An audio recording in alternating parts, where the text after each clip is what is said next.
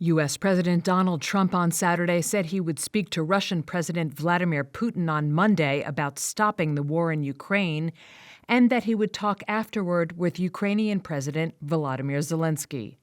The conversations would come just days after a Friday meeting in Turkey between officials from both countries.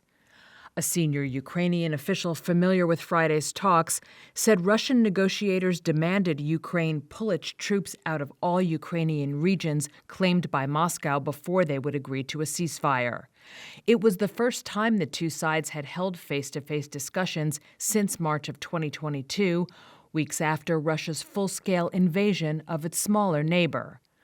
Trump, in a social media post, said he would speak to Putin at 10 a.m. Eastern on Monday, writing, quote, "The subjects of the call will be stopping the bloodbath that is killing, on average, more than 5,000 Russian and Ukrainian soldiers a week, and trade." He added that he would speak afterward with Zelensky and various members of NATO.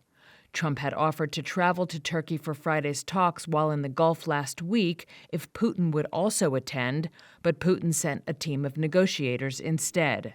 Russian Foreign Minister Sergei Lavrov spoke by telephone with U.S. Secretary of State Marco Rubio on Saturday and said he welcomed the, quote, positive role of the U.S. in helping to secure a resumption of talks between Russia and Ukraine.